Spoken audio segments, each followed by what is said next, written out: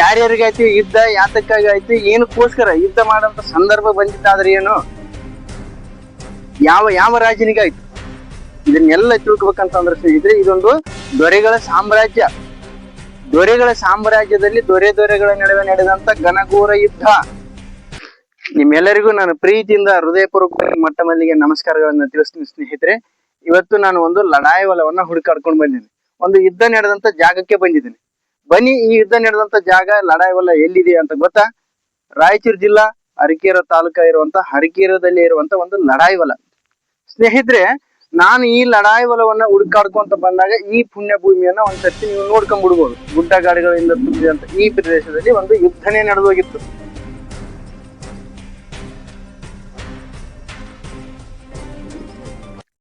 ಬನ್ನಿ, ಈ ಯುದ್ಧಕ್ಕೆ ಸಂಬಂಧಪಟ್ಟಂತಹ ವೀರಗಲ್ಲುಗಳನ್ನ, ನಂತರ 6 ಸಮಾಧಿ ಕಟ್ಟಡಗಳನ್ನ ನಿಮ್ಗೆ ಒಂದ್ಸರ್ತಿ ನಾನು ತೋರಿಸ್ಬಿಡ್ತೀನಿ ಅಂತ.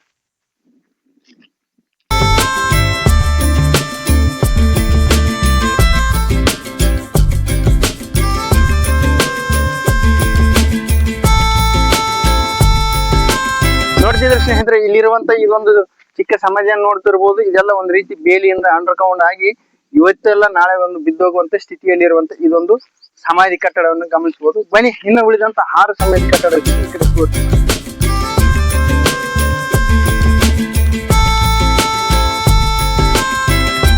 ನೋಡ್ತಿದ್ರೆ, ಇಲ್ಲೊಂದಿರುವಂತ ಸಮಾಧಿಯನ್ನ ನೋಡಬಹುದು. ಇಲ್ಲಿ ತಂತಿಬೇರಿ ಒಳಗಡೆ ಇರುವಂತ ಒಂದು ಸಮಾಧಿ. ಇದು ಒಂದು ದಾಳಿಂಬೆ ತೋಟದಾಗ ಒಳಗಡೆ ರಕ್ಷಣೆಯಿಂದ ಇರುವಂತ ಒಂದು ಸಮಾಧಿಗಳು ಇಲ್ಲೇ ಕಾಣಿಸ್ತಿದೆ. ಅದರಂತೆ ಕೂಡ ಇಲ್ಲಿ ಒಂದು 4 ಸಮಾಧಿಗಳನ್ನ ಇಲ್ಲಿ ನೋಡಬಹುದು. ಚಿಕ್ಕ ಕಾಣಿಸ್ತದಲ್ಲ, ಅಲ್ಲಿ ಒಂದು, ಇಲ್ಲೊಂದು, ಇಲ್ಲೊಂದು, ಅಲ್ಲೊಂದು, ಮತ್ತೆ ನಂತರ ಇಲ್ಲೊಂದು. ಟೋಟಲ್ ಆಗಿ ಈ ದಾಳಿಂಬೆ ತೋಟದ ಒಳಗಡೆ 5 ಸಮಾಧಿ ಕಟ್ಟಡಗಳನ್ನ ನೋಡ್ಬೋದು. ಒಂದು ಹೊರಗಡೆ ಇರುವಂತ ಅದೊಂದು ಸಮಾಧಿ. ಟೋಟಲ್ ಆಗಿ 6 ಇರುವಂತವು. ಈಗ ವೀರಗಲ್ಲುಗಳನ್ನ ನಾನು ನಿಮ್ಗೆ ಒಂದ್ಸರ್ತಿ ತೋರಿಸಿ ಬಿಡ್ತೀನಿ. ನಂತರ ವಿಷಯಕ್ಕೆ ಬಂದ್ಬಿಡೋಣ, ಮೇನ್ ಮ್ಯಾಟ್ರಿಗೆ ಬಂದ್ಬಿಡೋಣ. ಯುದ್ಧಕ್ಕೆ ಸಂಬಂಧಪಟ್ಟಂತ ವಿಶೇಷವಾದಂತ ವಿಷಯವನ್ನು ನಾನು ನಿಮ್ಗೆ ಹೇಳ್ತೀನಿ, ಆಯ್ತಾ? ಬನ್ನಿ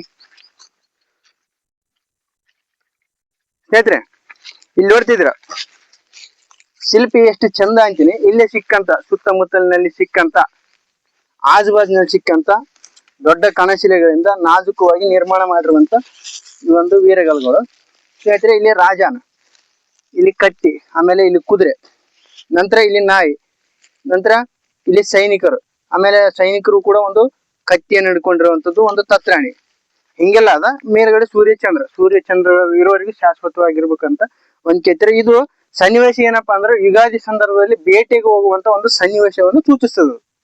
ನಂತರ ಇಲ್ಲೊಂದಿದೆ, ಬನ್ನಿ, ಇಲ್ಲಿ ಕಾಣಿಸ್ತದಲ್ಲ, ಸರಿ, ಇಲ್ಲಿ ಅದು ಇಲ್ಲಿದೆ ನೋಡ್ರಿ. ಇಲ್ಲಿರುವಂತ ವೀರಗಲ್ಲಿನಲ್ಲಿ ರಾಜ ಕತ್ತಿಯನ್ನು ಎತ್ತಿ ಕುದುರೆಯನ್ನು ಮೇಲೆ ಕುಟ್ಕೊಂಡು ಲಗಾಮನ್ನು ಹಿಡ್ಕೊಂಡು, ಆಮೇಲೆ ನಂತರ ಇಲ್ಲಿ ಸೈನಿಕರು ರಾಜಧ್ವಜವನ್ನು ಹಿಡ್ಕೊಂಡು, ಕತ್ತಿಯನ್ನು ಹಿಡ್ಕೊಂಡು ಕೂಡ ಇಲ್ಲಿ ಸೈನಿಕರು ಇಲ್ಲಿ ಛತ್ರಿಯನ್ನು ಹಿಡ್ಕೊಂಡು, ಒಂದು ತತ್ರಾಣ ಹಿಡ್ಕೊಂಡು ಯುದ್ಧಕ್ಕೆ ಹೊಂಟಿರುವಂತ ಒಂದು ಸಂದರ್ಭ. ಯುದ್ಧಕ್ಕೆ ಹೊಂಟಿರುವಂತದ್ದು ಇಲ್ಲಿ ಒಂದಿದೆ ನೋಡ್ರಿ. ಇಲ್ಲಿ ಏನಾಗಿದೆ ಅಂದ್ರೆ, ರಾಜ ಯುದ್ಧಕ್ಕೆ ಹೋಗಿ ಬಂದಂತ ಸಮಯದಲ್ಲಿ ದನ ಕರುಗಳನ್ನು ಬಿಡಿಸ್ಕೊಂಡು ಬಂದಂತ ಒಂದು ಸೂಚಿಸುವಂತ ಒಂದು ವೀರಗಳಿದೆ ನೋಡ್ರಿ. ಗೋ ಇದೆಲ್ಲ ಇದು ಒಡೆದೇ ಬಿಟ್ಟಿದೆ. ದನ ಕರುಗಳನ್ನು ಬಿಡಿಸ್ಕೊಂಡು ಬಂದಂತ ಒಂದು ಸೂಚನೆ ಕಾಣಿಸ್ತಾ ಇದೆ. ಇದೆಲ್ಲನೂ ಕೂಡ ಒಂದು ಯುದ್ಧದ ಸಾರಾಂಶವನ್ನೇ ಹೇಳಿಕೊಡ್ತದೆ. ಇನ್ನು ಇಲ್ಲ ಕೆಲವು ಉಳಿದಿರುವಂತ ಇಷ್ಟೇ ಚಪ್ಪಡಿ ಕಲ್ಲುಗಳಿಗೂ ವೀರಗಲ್ಲುಗಳು. ಈಗ ಈ ಸಮಾಧಿ ಕಟ್ಟಡಗಳನ್ನ, ನಂತರ ಇವೆಲ್ಲ ಇರುವಂತ ವೀರಗಲ್ಲುಗಳನ್ನ ನಾನು ನಿಮ್ಗೆ ಒಂದ್ಸರ್ತಿ ಎಕ್ಸ್ಪ್ಲೇನ್ ಯಾಕೆ ಮಾಡಿಬಿಟ್ಟೆ ಅಂತ ಅಂದ್ರೆ ಸ್ನೇಹಿತರೆ, ಇಲ್ಲಿ ಒಂದು ಬಹಳ ಯುದ್ಧ ಲಡಾಯಿ ಅಂತಾನೆ ಹೆಸರು ಪಡ್ಕೊಂಡದಂತ ಹೇಳಿದ್ನಲ್ಲ. ಲಡಾಯಿ ಹೆಂಗೆಲ್ಲ ನಡೀತು ಅನ್ನೋದಕ್ಕೆ ಸಂಪೂರ್ಣವಾದಂತ ಇವತ್ತು ನಾನು ನಿಮ್ಗೆ ತಿಳಿಸ್ಕೊಟ್ಟು ಬಿಡ್ತೀನಿ. ಯಾರ್ಯಾರಿಗಾಯ್ತು ಯುದ್ಧ, ಯಾತಕ್ಕಾಗಿ ಆಯ್ತು, ಏನಕ್ಕೋಸ್ಕರ ಯುದ್ಧ ಮಾಡೋಂತ ಸಂದರ್ಭ ಬಂದಿದ್ದಾದ್ರೆ ಏನು, ಯಾವ ಯಾವ ರಾಜನಿಗಾಯ್ತು, ಇದನ್ನೆಲ್ಲ ತಿಳ್ಕೊಬೇಕಂತಂದ್ರೆ ಸ್ನೇಹಿತರೆ, ಇದೊಂದು ದೊರೆಗಳ ಸಾಮ್ರಾಜ್ಯ. ದೊರೆಗಳ ಸಾಮ್ರಾಜ್ಯದಲ್ಲಿ ದೊರೆಗಳ ನಡುವೆ ನಡೆದಂತ ಘನಘೋರ ಯುದ್ಧ. ಇಬ್ಬರು ಯುದ್ಧ ಮಾಡುವಂತ ಸನ್ನಿವೇಶ ಯಾಕೆ ಬಂತಂತ ನೋಡಿದ್ರೆ ಸ್ನೇಹಿತರೆ, ಇಬ್ಬರು ತಮ್ಮ ತಮ್ಮ ಪ್ರಾಂತ್ಯಗಳಲ್ಲಿ ರಾಜರಾಗಿ ಮೆರಿತಾ ಇದ್ರು. ಆದ್ರೆ ಗಡಿಗಳ ವಿಚಾರಗಳಲ್ಲಿ ಇವರಿಬ್ಬರಿಗೆ ಮಾತಿನ ಚಕಮಕಿ ನಡೆದು ಯುದ್ಧಕ್ಕೆ ಒಂದು ದಾರಿ ಮಾಡಿಕೊಡ್ತು. ಬರೀ ಇದೊಂದು ಗಡಿಗಳ ವಿಚಾರಕ್ಕೆ ಮಾತ್ರ ಯುದ್ಧ ಆಗ್ಲಿಲ್ಲ ಸ್ನೇಹಿತರೆ. ಬಹಳಷ್ಟು ರೋಚಕವಾದಂತ ಇದೇ ಸ್ನೇಹಿತರೆ. ಏನ್ ಗೊತ್ತಾ, ಈಗ ನಮ್ಗ ಯುಗಾದಿ ಹಬ್ಬ ಅಂತೇಳಿ ಬರ್ತದೆ. ಯುಗಾದಿ ಹಬ್ಬ ಅಂತ ಬಂದಾಗ ನಾನು ಅವಾಗ ಇಲ್ಲಿ ಒಂದು ವೀರಗಲ್ಲು ತೋರಿಸಿದ್ದೀನಿ. ಇಲ್ಲಿರುವಂತ ವೀರಗಲ್ಲು. ಯುಗಾದಿ ಹಬ್ಬ ಅಂತ ಬಂದಾಗ ಬೇಟೆಗೆ ಹೋಗೋದು ಒಂದು ಪದ್ಧತಿ. ರಾಜ ಏನ್ ಮಾಡಿರ್ತಾನ, ತನ್ನ ಸೈನಿಕರನ್ನ ಶ್ವಾನಗಳನ್ನ ಕರೆದುಕೊಂಡು ಬೇಟೆಗೆ ಅಂತ ಹೋಗಿರ್ತಾನೆ. ಬೇಟೆಗೆ ಅಂತ ಹೋದಾಗ ಆತ ಸಂತೋಷವಾಗಿ ಸಂತೋಷದಿಂದ ಬೇಟೆಯನ್ನ ಆಡುತ್ತಾ ಕಾಲ ಕಳೆಯುತ್ತಾ ಕಾಡಿನಲ್ಲಿ ಇರ್ಬೇಕಾದ್ರೆ ಈ ಕಡೆ ಗಡಿ ವಿವಾದಗಳಲ್ಲಿ ನ್ಯಾಯವನ್ನು ಆಗಿತ್ತಲ್ಲ, ಒಂದ್ ಸ್ವಲ್ಪ ಗಡಿ ವಿವಾದಗಳಲ್ಲಿ ಒಂದಿಷ್ಟು ಮಾತಿನ ಚಕಮಕಿ ನಡೆದು ಶತ್ರುತನ ಬೆಳೆದಿತ್ತಲ್ಲ. ಕಾಡಿಗೆ ಬೇಟೆಗೆ ಹೋದಂತ ಸಂದರ್ಭವನ್ನು ನೋಡಿಕೊಂಡು ಈತನ ಪ್ರಾಂತ್ಯಕ್ಕೆ ನುಗ್ಗಿ ಇವರ ಪ್ರಾಂತ್ಯದಲ್ಲಿರುವಂತಹ ದನ ಕರಗಳನ್ನೆಲ್ಲ ಶತ್ರು ರಾಜ ಬಂದು ಹೊಡ್ಕೊಂಡು ಹೋಗ್ಬಿಡ್ತಾನೆ. ತನ್ನ ಸೈನಿಕರನ್ನು ಕರೆದುಕೊಂಡು ಬಂದು ಹೊಡ್ಕೊಂಡು ಹೋಗ್ಬಿಟ್ಟಿರ್ತಾನೆ. ಇಲ್ಲಿ ನೋಡ್ತಿರ್ಬೋದು, ವಾಪಸ್ ಆದ ನಂತರದಲ್ಲಿ ಇಲ್ಲಿ ಒಂದು ರೀತಿ ತನ್ನ ಪ್ರಾಂತ್ಯದಲ್ಲಿ ಅಲ್ಲೋಲ ಕಲ್ಲೋಲ ಒಂದ್ ರೀತಿ ಆತಂಕ, ಇದೆಲ್ಲ ಗೊಂದಲ ಇವೆಲ್ಲ ಕಣ್ಣಿಗೆ ಕಾಣ್ತದೆ. ಇಲ್ಲಿ ಸ್ಥಳೀಯರು ಬಂದು ಏನ್ ಮಾಡ್ತಾರೆ, ತನ್ನ ಪ್ರಜೆಗಳು ಓಡಿ ಬಂದು ನಡೆದಂತ ಒಂದು ಸನ್ನಿವೇಶವನ್ನ ಹೇಳ್ತಾರೆ. ಏನಂತ ಹೇಳ್ತಾರೆ, ರಾಜರೇ ನಮ್ಮ ಶತ್ರು ರಾಜ ಬಂದು ಏನ್ ಮಾಡಿದ, ನಾವು ಸಾಕಿರುವಂತ ದನ ಕರಗಳನ್ನೆಲ್ಲ ತನ್ನ ಪ್ರಾಂತ್ಯಕ್ಕೆ ಹೊಡ್ಕೊಂಡು ಹೋದ ಅಂತೇಳಿ. ಅವಾಗ ರಾಜ ಸುಮ್ನೆ ಇರ್ತಾನೇನು, ಬಹಳ ಸಿಟ್ಟಿನಿಂದ ಅದ್ಕೊಂಡು ನನ್ನ ಪ್ರಾಂತ್ಯಕ್ಕೆ ಬಂದು ಹೊಡ್ಕೊಂಡು ಹೋಗಿನಂದ್ರೆ ಅದೊಂದು ದೊಡ್ಡ ಅವಮಾನ ಅಂತ ಹೇಳಿ ತಿಳ್ಕೊಂಡ.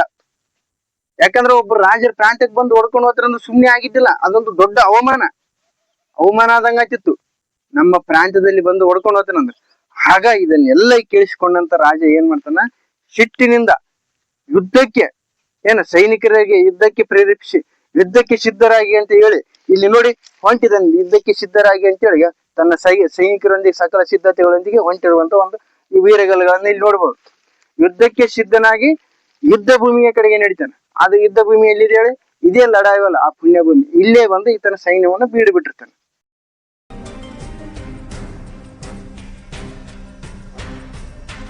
ಶತ್ರು ಪ್ರಾಂತ್ಯದ ರಾಜ ಕೂಡ ಸುಮ್ನೆ ಇರ್ತಾನ. ಈತ ಯುದ್ಧಕ್ಕೆ ಬರ್ತಾ ಇದ್ದಾನ ರಾಜ ಇಲ್ಲಿ ಬೀಡು ಬಿಟ್ಟಿದ್ದಾನಂತ ಗೊತ್ತಾದ್ಮೇಲೂ ಕೂಡ ಆತ ಸುಮ್ನೆ ಇರ್ತಾನ.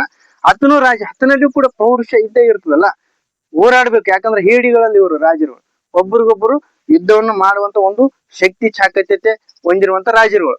ಆತ ಕೂಡ ತನ್ನ ಸಕಲ ಸೈನಿಕರೊಂದಿಗೆ ಶಸ್ತ್ರಸಜ್ಜಿತನಾಗಿ ಇದೇ ಪುಣ್ಯ ಭೂಮಿಯಲ್ಲಿ ಬಂದು ನಿಲ್ತಾನ. ಬಂದು ನಿಂತಾಗ ಇವರಿಬ್ಬರ ನಡುವೆ ಘನಘೋರ ಯುದ್ಧ ನಡೀತದ. ರಕ್ತಪಾತಗಳಾಗ್ತದ, ಒಬ್ರಿಗೊಬ್ರು ಹೊಡ್ಕಾಡ್ತಾರ, ಒಬ್ರಿಗೊಬ್ರು ಬಡದಾಡ್ಕೊಂತಾರ. ಗಂಟೆಗಳ ಕತ್ತಿಗಳ ಚಕಮಕ ಶಬ್ದ, ಕುದುರೆಗಳಿಂದ ತುಂಬಿದಂತ ಒಂದು ಧೂಳು, ಇವೆಲ್ಲ ನಡೆದು ಹೋಗ್ತದ. ನಡಿತಾ ಏನಾಗ್ತದ ಅಂತಂದ್ರೆ, ದುರದೃಷ್ಟವಶಾತ್ ಗೋವುಗಳನ್ನು ಬಿಡಿಸ್ಕೊಂಡು ಹೋಗಲು ಬಂದಂತ ಪ್ರಾಂತದ ರಾಜ ಶತ್ರು ಪ್ರಾಂತ್ಯದ ರಾಜನ ಕತ್ತಿ ಏಟಿನಿಂದ ವೀರಮರಣವನ್ನು ಒಪ್ತಾನೆ ಈ ಭೂಮಿಯಲ್ಲಿ. ಈ ಹೆಸರೆ ಇಲ್ಲಿಗೆ ಅದು ಯುದ್ಧ ನಿಂತು ಹೋಗ್ತದ. ಶತ್ರುಪಾಳ್ಯದ ರಾಜ ಗೆದ್ದಿರ್ತಾನ. ಗೋವುಗಳನ್ನು ಬಿಡಿಸ್ಕೊಂಡು ಹೋಗಲು ಬಂದಂತ ರಾಜ ಸೋತು ಹೋಗಿರ್ತಾನ. ಅಲ್ಲಿಗೆ ಯುದ್ಧ ನಿಂತು ಹೋಗಿರ್ತದೆ. ರಾಜ ತೀರಿಕೊಂಡ ಅಂತೇಳಿ ಒಂದು ಸುದ್ದಿ ಕೇಳಿದ ತಕ್ಷಣ ಊರಲ್ಲಿ ಶ್ಲೋಕ, ಮೌನ, ನಮ್ಮ ರಾಜ ಹೋದ್ನಲ್ಲ ಅನ್ನೋ ಒಂದು ದುಃಖ, ಆತಂಕ ಎಲ್ಲವನ್ನೂ ಸೃಷ್ಟಿ ಆಗಿಬಿಟ್ಟಿರ್ತದೆ. ವೀರಮರಣವನ್ನು ಒಪ್ಪಿದ ನಂತರ ಈತನ ಸತಿ ಸಾವಿತ್ರಿ ಕೂಡ ಏನ್ ಮಾಡ್ತಾಳ, ಸತಿ ಸಾವಿತ್ರಿಯು ಕೂಡ ನನ್ನ ಪತಿ ಓದನಂತ ತಿಳಿದು ಆಕಿ ಸತಿ ಸಹಗಮನ ಪದ್ಧತಿಯಂತೆ ತಾನು ಕೂಡ ತನ್ನ ಜೀವವನ್ನ ಕಳೆದುಕೊಂಡಿರ್ತಾಳೆ. ಹಿಂಗ ನಡೆದೋಗ್ತದೆ. ನಂತರ ಇಷ್ಟೆಲ್ಲ ಆಗಿ ಇದೆಲ್ಲ ಆದ ನಂತರದಲ್ಲಿ ಗೋವುಗಳನ್ನು ಬಿಡಿಸ್ಕೊಂಡು ಬರ್ಲಾರ್ದೆ ರಾಜ್ಯದಲ್ಲಿ ಶತ್ರುಪಾಳ್ಯದ ರಾಜ್ಯದಲ್ಲಿ ಉಳಿದುಕೊಂಡಂತ ಗೋವುಗಳನ್ನು ಬಿಡಿಸ್ಕೊಂಡು ಬರ್ಲಾರ್ದೆ ಸುಮ್ನೆ ಇರ್ತಾರನ. ನೆಕ್ಸ್ಟ್ ಈತನಿಂದಂತೆ ಬಂದಂತ ರಾಜ ಇಲ್ಲಿದ ನೋಡ್ರಿ, ರಾಜ ಇಲ್ಲಿದೆಲ್ಲ ಈ ವರೆಗಲ್ಲ ಇದು ತುಂಡಾಗಿ ಹೋಗಿದೆ, ಏನ್ ಮಾಡ್ಲಿಕ್ಕೆ ಆಗೋದಿಲ್ಲ, ಸರಿಯಾಗಿ ತೋರ್ಸ್ಲಿಕ್ಕೆ ಬರೋದಿಲ್ಲ. ಇಲ್ಲಿರುವಂತ ರಾಜ ಇದೆ ನೋಡ್ರಿ, ಇಲ್ಲಿ ಇದೆ ನೋಡ್ರಿ ರಾಜ ಇಲ್ಲಿಂದ ಆತ ಯುದ್ಧಕ್ಕೂ ಹೋಗಿದ್ದ. ಯುದ್ಧಕ್ಕೂ ಹೋಗಿ ಇಲ್ಲೊಂದು ಗೋವುಗಳನ್ನ ಬಿಡಿಸ್ಕೊಂಡ್ ಬಂದಂತ, ಇಲ್ಲಿ ದನ ಕರುಗಳನ್ನ ಬಿಡಿಸ್ಕೊಂಡ್ ಬಂದಂತ ಒಂದು ಚಿತ್ರ ಇದೆ. ಆದ್ರೆ ಕಾಣಿಸಲ್ಲ ನೋಡ್ರಿ, ಸರಿಯಾಗಿ ಕಾಣಿಸ್ತದ. ಈತ ಏನ್ ಮಾಡ್ತಾನೆ, ಮತ್ತೆ ತನ್ನ ಸೈನಿಕರೊಂದಿಗೆ ಸಕಲ ಸಿದ್ಧತೆಯನ್ನು ಮಾಡಿಕೊಂಡು ಪ್ರಾಂತ್ಯದ ರಾಜನ ಮೇಲೆ ಯುದ್ಧಕ್ಕೆ ಹೋಗ್ತಾನೆ. ಮತ್ತೆ ಇದೇ ಪುಣ್ಯ ಭೂಮಿಯಲ್ಲಿಗೆ ಬರ್ತಾನೆ, ಇದೇ ಲಡಾಯಿವಲದಲ್ಲಿಗೆ ಬರ್ತಾನೆ. ಬಂದಾಗ ಮತ್ತು ಆತ ಕೂಡ ಅದೇ ರೀತಿಯಾಗಿ ಯುದ್ಧಕ್ಕೆ ಬರ್ತಾನೆ. ಇವರಿಬ್ಬರ ನಡುವೆ ಮತ್ತೊಂದು ಸಾರಿ ಯುದ್ಧ ನಡೆಯುತ್ತೆ, ಘನಘೋರ ಯುದ್ಧ. ಮತ್ತೆ ರಕ್ತಪಾತ ಆಗ್ತದೆ, ಎಲ್ಲ ಆಗ್ತದ. ಆದ್ರೆ ಈ ತಂಡ ಶತ್ರು ಪ್ರಾಂತ್ಯದ ರಾಜ ಈತನ ಏಟಿಗೆ ಮಣಿದು ಸೋತು ಹೋಗ್ತಾನೆ. ಆತನನ್ನು ಭಗ್ಗು ಬಡಿದು ಆತನಲ್ಲಿರುವಂತ ದನ ಕರಗಳನ್ನೆಲ್ಲ ಬಿಡಿಸ್ಕೊಂಡು ಬಂದಿರುವಂತ ಒಂದು ಸನ್ನಿವೇಶವನ್ನ ಇಲ್ಲಿ ನೀವು ನೋಡ್ಬೋದು. ಸ್ನೇಹಿತರೆ, ಈ ರಾಜ ಸನ್ನಿವೇಶ ಇಲ್ಲಿ ಇದೆಯಲ್ಲ ನೋಡ್ರಿ, ಇಲ್ಲೆಲ್ಲ ತುಕಡಿ ಆಗೋಗಿದೆ, ಇಲ್ಲೆಲ್ಲ ಇನ್ನ ಸ್ಪಷ್ಟ ಇಲ್ಲ, ತುಕಡಿ ಆಗೋದು. ಹಿಂಗೆಲ್ಲ ಯುದ್ಧದಿಂದ ಬಿಡಿಸ್ಕೊಂಡ್ ಬಂದಂತ ದನ ಕರುಗಳನ್ನ ಇಲ್ಲಿ ಒಂದ್ಸರ್ತಿ ನೀವು ನೋಡ್ಕೊಂಡ್ ಬಂದಿರಿ. ಆದ್ರ ರಾಜ ಏನು ದನ ಕರುಗಳನ್ನೆಲ್ಲ ಬಿಡಿಸ್ಕೊಂಡ್ ಬಂದಂತ ಖುಷಿಯಲ್ಲಿ ಊರಿನಲ್ಲಿ ಸಂಭ್ರಮವೋ ಸಂಭ್ರಮ. ನಮ್ಮ ರಾಜ ಶತ್ರು ಪ್ರಾಂತ್ಯದ ರಾಜನಿಂದ ದನ ಕರುಗಳನ್ನೆಲ್ಲ ಬಿಡಿಸ್ಕೊಂಡು ಬಂದಿದ್ವಿ ಅಂತೇಳಿ ಸಂಭ್ರಮಾಚರಣೆಯಿಂದ ತನ್ನ ಹೆಂಡತಿ ಸೀರೆಯನ್ನು ಉಟ್ಕೊಂಡು ಕೈ ಬಲಬದಿಯಲ್ಲಿ ನಿಂತ್ಕೊಂಡು ಏನು ಊರಿನ ಜನರೆಲ್ಲ ಸ್ವಾಗತ ಕೋರುವಂತ ಒಂದು ದೃಶ್ಯ ಹಿಂಗೆಲ್ಲ ಇದೆ. ಹಿಂಗೆಲ್ಲ ನಡೆದು ಹೋಗುತ್ತೆ. ಅಲ್ಲಿಗೆ ಯುದ್ಧ ಮುಗಿದೋಯ್ತು. ಇಲ್ಲಿಗೆ ಈ ಹೊಲಕ್ಕೆ ಲಡಾಯಿ ಹೊಲ ಅಂತೇಳಿ ಹೆಸರು ಬಂತು. ಸ್ನೇಹಿತರೆ, ಇನ್ನ ಮಿಕ್ಕಿದಂತ ವೀರಗಳುಗಳೆಲ್ಲ ಆ ಕಡೊಂದು ಈ ಕಡೊಂದು ಬಿದ್ದು ಈ ತರ ಆಗೋಗಿದಾವೆ. ಮುಂದೊಂದು ದಿನ ನೋಡ್ಲಿಕ್ಕೆ ಏನು ಉಳಿಯೋದಿಲ್ಲ, ನೋಡ್ತಿರ್ಬೋದು. ನಂತರ ಮತ್ತೊಂದು ಅಲ್ಲಿ ಒಳಗಡೆ ಇರ್ಬೋದು ಬಹುಶಃ, ಕಾಣಿಸ್ತದಲ್ಲ ನೋಡ್ರಿ, ಅಲ್ಲಿ ಒಂದು ಕಾಣಿಸ್ತದೆ, ಅಲ್ಲಿ ಒಂದು ಇಲ್ಲಿ ಒಂದು ಆಗಿದಾವೆ. ಎಲ್ಲ ಲಡಾಯಿ ಹೊಲಕ್ಕೆ ಸಾಕ್ಷಿಯಾಗಿರುವಂತಹ ವೀರಗಲ್ಲುಗಳು ಮತ್ತೆ ವೀರಗಲ್ಲುಗಳ ನಂತರ ಸಮಾಧಿ ಕಟ್ಟಡಗಳಂತ ಹೇಳ್ತಾ ನಮ್ಮ ವಿಡಿಯೋ ನಿಮ್ಮೆಲ್ಲರಿಗೂ ಇಷ್ಟ ಆಗಿದೆ ಅಂತ ತಿಳ್ಕೊಂಡಿದ್ದೀನಿ. ದಯವಿಟ್ಟು ಇಷ್ಟ ಆಗಿದ್ರೆ ಲೈಕ್ ಮಾಡ್ರಿ, ಸಬ್ಸ್ಕ್ರೈಬ್ ಮಾಡ್ರಿ, ನಿಮ್ಮ ಅನಿಸಿಕೆಗಳನ್ನ ನಮಗೆ ಕಮೆಂಟ್ ಬಾಕ್ಸ್ ಅಲ್ಲಿ ತಿಳಿಸ್ರಿ ಅಂತ ಹೇಳ್ತಾ, ಇದನ್ನೆಲ್ಲ ಹೇಳಿಕೊಟ್ಟವ್ರು ನಮ್ ಸ್ವಂತ ಏನಲ್ಲ ಸ್ನೇಹಿತರೆ, ಇದನ್ನೆಲ್ಲ ನಮ್ ಸ್ವಂತಕ್ಕೆ ಏನಿಲ್ಲ. ಡಾಕ್ಟರ್ ಬಿ ಚನ್ನಬಸಪ್ಪ ಅಂತ ಹೇಳಿ ಅವರು ಖುದ್ದಾಗಿ ಇಲ್ಲಿ ಬಂದು ಸಂಶೋಧನೆ ನಡೆಸಿ ಇವೆಲ್ಲವನ್ನ ತಮ್ಮ ಬುಕ್ನಲ್ಲಿ ಇತಿಹಾಸದ ಬುಕ್ನಲ್ಲಿ ದಾಖಲು ಮಾಡಿರುವುದರಿಂದ ನಮ್ಮ ಕೈಲಿ ಹೇಳಲಿಕ್ಕೆ ಸಾಧ್ಯ ಆಯ್ತು. ನಮ್ಮಿಂದ ಹೇಳಲಿಕ್ಕೆ ನಾವು ಸ್ವತಃ ಬಂದು ಹೇಳಲಿಕ್ಕೆ ಯಾವುದು ಸಾಧ್ಯ ಆಗಲ್ಲ ಅಂತ ಹೇಳ್ತಾ ನನ್ನ ಮಾತನ್ನ ಮುಗಿಸ್ತಾ ಇದ್ದೀನಿ. ನಮಸ್ಕಾರ.